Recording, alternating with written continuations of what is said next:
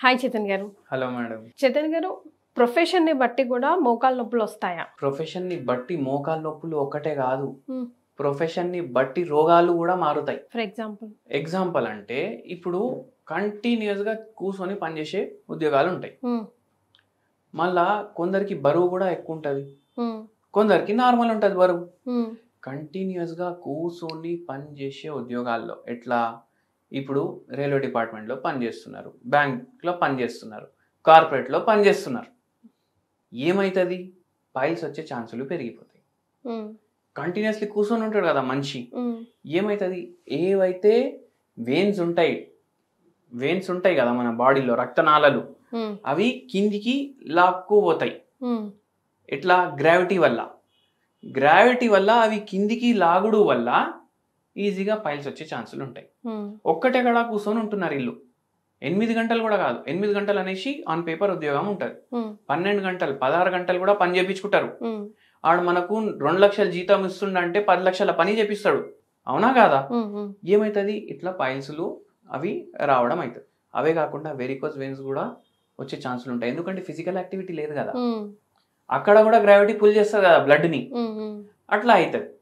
అట్లనే ఏందంటే ఇప్పుడు మీరు మోకాల నొప్పుల గురించి అడిగిరు కదా, టీచర్లు ఉంటారు కదా, 8 పీరియడ్లు ఉంటాయి ఒక్క రోజులో స్కూల్లో. పిల్లలు ఎట్లుంటారు? కూర్చొని ఉంటారు. ఇప్పుడు మన దాంట్లో చూడండి, మన పూర్వీకులు ఎప్పుడైతే ఇండియన్ ఎడ్యుకేషన్ సిస్టమ్ ఏదైతే ఉండే, అంత మంచి ఎడ్యుకేషన్ సిస్టమ్ ఏది కాదు. అంటే గురుకుల్లా పోయి చదివి, గురు భక్తి, గురు సేవ ఇట్లా ఉండే అన్ని.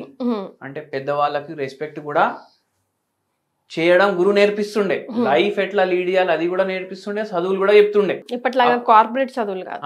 అప్పుడు ఏంది? గురు కూడా కూర్చొని ఉంటుండే, పిల్లలు కూర్చొని అన్నా ఉంటుండే, నిల్చొని ఉంటుండే, కానీ గురు నిల్చొని పాఠాలు చెప్పేది లేకుంటుండే, అవునా కాదా? అవునండి.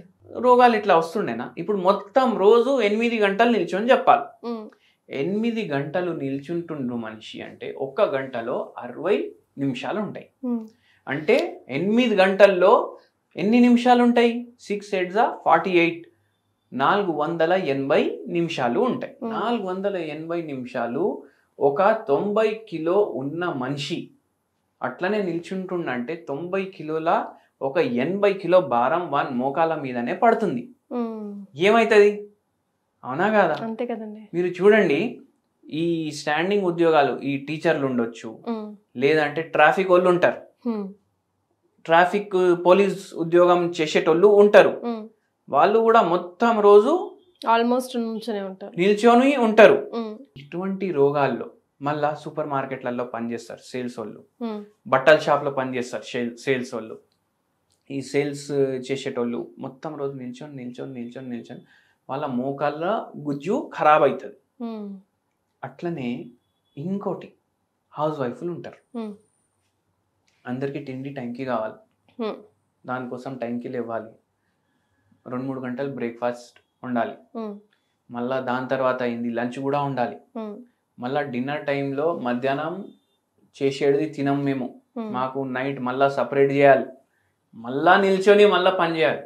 హెల్ప్ ఎవరు ఉండరు, పిల్లలు హెల్ప్ చేయరు, మొగుడు హెల్ప్ చేయరు, ఎవ్వరు హెల్ప్ చేయరు. 9 గంటలు నిల్చొని పని చేస్తున్నారు కదా, సరే ఇది పోనివ్వండి. కొందరు ఎట్లా, స్కూల్లో టీచర్, కాలేజ్లో లెక్చరర్, ప్రొఫెసర్, అసిస్టెంట్ ప్రొఫెసర్, హెచ్ఓడినో, మళ్ళా ఇంటికి వచ్చి ఉండాలి, అక్కడ ఒక 7-8 గంటలు, మళ్ళా ఇంట్లో 3-4 గంటలు, అంతేనండి, 12 గంటలు నిల్చొనే ఉండాలి మనిషి. మళ్ళీ ఫిజికల్ యాక్టివిటీ, ఇప్పుడు ఒక పేషెంట్కి ఇట్లనే ఉండే హాలత్, ముఖాలు మొత్తం ఖరాబ్ అయినాయి, 58 ఏజ్ ఉండే, ఆపరేషన్ చేయించుకోవాలన్నారు. మనం అన్నాం ఏమైనా ఫిజికల్ యాక్టివిటీ ఉందా అంటే, నొప్పులు ఉన్నాయి, ఫిజికల్ యాక్టివిటీ ఎట్లా చేయాలి? వాళ్ళ మొగుడు అరే మొత్తం రోజు ఫిజికల్ యాక్టివిటీ అని అంటుంది, వాళ్ళ ఆయన ఏమో అరే మొత్తం రోజు ఫిజికల్ యాక్టివిటీ చేస్తుంది, ఇంత వండుతుంది, ఇంత స్కూల్కి పోతుంది, ఇవన్నీ చేస్తుంది. అయితే మనం చెప్పినాం, నిల్చొని పని చేయడం, కూర్చొని పని చేయడం ఈక్వల్ అంటాం. కూర్చొని పని చేసినప్పుడు హిప్స్ మీద పడుతుంది బరువు, నిల్చొని పని చేసినప్పుడు మోకాల మీద పడుతుంది. ఎక్సర్సైజ్ ఎక్కడైతుంది? అదే, అవునా కదా? మీరు ఏం చేయండి, మీరు మీ మిసెస్కి హెల్ప్ చేయండి, వంట గదిలో మీరు కూడా చేయండి, మిసెస్ కూడా చేస్తారు, ఇద్దరు కలిసి చేసుకుంటే తొందరగా అవుతుంది. అరే నేను మొత్తం రోజు పని చేసి వస్తాను కదా అనేసి అంటున్నాను. ఈమె కూడా పని చేస్తుంది కదా, మరి అవునా కదా? So Simple. అది మార్పు రావాలి, అండర్స్టాండింగ్ రావాలి. అట్లా అయితే ఏమవుతుంది, ఈ లేడీకి కూడా పని తగ్గుతుంది. పని తగ్గుడు వల్ల జర రెస్ట్ ఉంటుంది. ఒక 3 గంటలు రెస్ట్ పెరిగింది అనుకోండి, దాంట్లో 1 గంట ఫిజికల్ యాక్టివిటీ అయిపోతుంది కదా, అవునా కదా? అవునండి. అట్లా మనం మోకాలు పాడు చేసుకుంటాం. ఈ పేషెంట్కి మొత్తం తగ్గింది మన దగ్గర మందులు వాడినాక. ఇట్లా స్ట్రెస్ ఉంటుంది. ఒకసారి అర్థమైపోతుంది పేషెంట్కి ఉంది స్ట్రెస్, అది ఆలోచిస్తున్నారు కానీ చెప్పుకోవట్లేదు. ఇప్పుడు ఒక్కొక్కసారి ఎట్లా పేషెంట్ ఏమైనా స్ట్రెస్ ఉందా అంటే ఫుల్ స్ట్రెస్ ఉంది సార్ అనేసి అంటారు. పక్కున్న వాళ్ళ ఆయన కానీ వాళ్ళ అత్తయ్య కానీ ఏం స్ట్రెస్ లేదు ఈమెకి, ఏం స్ట్రెస్ లేదు అనేసి చెప్పేసి అంటే చెప్పేటోనికి చెప్పనివ్వరు. సో అట్లా మనకు స్ట్రెస్ ఉంటుంది, అదే నడుస్తుంది మైండ్ లో.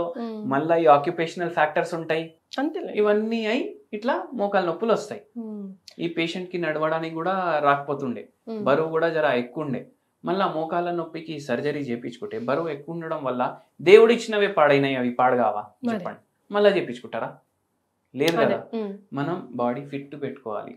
దానికి ఓన్లీ మన కోఆపరేషనే కాదు, ఇంటోళ్ళది కూడా కోఆపరేషన్ ఉండాలి. ఏమన్నా మంచి హోమ్ రెమెడీ సజెస్ట్ చేస్తారా? హోమ్ రెమెడీ, నేను మంచి హోమ్ రెమెడీ చెప్తాను మీకు. నేనేం చెప్తా అంటే మీరు క్యాలెండులా టీ తాగండి అంట. పేరు వినడానికి ఎంత విచిత్రంగా మంచిగా ఉంది కదా, ఇంగ్లీష్ పేరు ఉంది క్యాలెండులా టీ. క్యాలెండులా టీ తాగమని చెప్తాను. తయారు చేసుకోవాలా కొనుక్కొచ్చుకోవాలండి? కొనుక్కుంటే 8,000 పెట్టుకోవాలి, తయారు చేసుకుంటే 20 రూపాయలకి తయారైతుంది. అరేవా, ఎలా?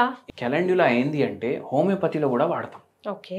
ఎట్లా అంటే ఇప్పుడు చిన్న పిల్లలు ఆడుకుంటూ కింద పడితే దెబ్బలు తగులుతాయి కదా, దానికి యాంటీసెప్టిక్ లాగా డెటాల్ కాకుండా మీరు క్యాలెండులా మదర్ టించర్ అనేసి మెడిసిన్ ఉంటుంది. అది కొనుక్కొని డెటాల్ బదులు ఇది రాస్తే యాంటీసెప్టిక్ లాగా పనిచేస్తారు. ఓకే. డెలివరీ చేసే గైనకాలజిస్టులు ఉంటారు కదా, వాళ్ళు సూచరింగ్ టైంలో ఎప్పుడైతే వాళ్ళు సిజేరియన్ చేస్తారో అప్పుడు కూడా క్యాలెండులా వాడతారు. అయితే అంత పవర్ఫుల్ ఉంటుంది, యాంటీ ఇన్ఫ్లమేటరీ ఉంటుంది, యాంటీసెప్టిక్ ఉంటుంది. ఓకే. ఇది క్యాలెండులా అనేసి పేరు ఎంత బాగుంది. ఇప్పుడు మనం దీపావళి వచ్చింది, దసరా వచ్చింది, ఉగాది వచ్చింది, పండగ వచ్చింది, మనము దండాలు కడతాం కదా, పూలదండలు. ఏ పూలదండలు అవి? బంతి పువ్వులు కదా. బంతి పువ్వునే క్యాలెండులా. ఏం చేయాలి, వాటర్లో 2 బంతి పువ్వులు వేయాలి, వాటర్ బాయిల్ చేయాలి, స్టవ్ ఆఫ్ చేయాలి, దాన్ని ఫిల్టర్ చేయాలి, అదే క్యాలెండులా టీ. బంతి పువ్వులు నరాల నొప్పికి, మోకాల నొప్పికి, నరాల నొప్పికి కూడా పనికొస్తుంది. డైలీ 2 కప్పులు తాగండి, మంచిగా ఉంటుంది. మీకు రిలాక్స్ ఉంటుంది, మజిల్స్ రిలాక్స్ అవుతాయి, కొంచెం ఇన్ఫ్లమేషన్ తగ్గడానికి హెల్ప్ చేస్తుంది. మళ్ళీ దాని తర్వాత దీంతో పాటు మళ్ళీ మనం హోమియోపతి మందులు కూడా ఇస్తాం. So apart from homeopathy, doctor Chaitanya గారు సజెస్ట్ చేస్తున్న హోమ్ రెమెడీ విన్నారా? బంతి పూలని ఒక 2 వాటర్లో వేసుకొని బాయిల్ చేసుకొని తాగి చూడండి. మోకాళ్ళతో పాటు నరాల నొప్పిలో కూడా కొంచెం మీకు పెయిన్ రిలీఫ్ అండ్ రిలాక్సేషన్ ఇస్తుంది అంటున్నారు. క్యాలెండులా టీ మీరు డైలీ 2 కప్పులు తీసుకోండి, మీకు జర హెల్ప్ఫుల్ ఉంటుంది. తీసుకున్న వారు మీకు ఎలా అనిపించిందో కమెంట్ చేయండి, తీసుకునే వాళ్ళు ట్రై చేసి కమెంట్ చేయండి. Thank you so much for joining us.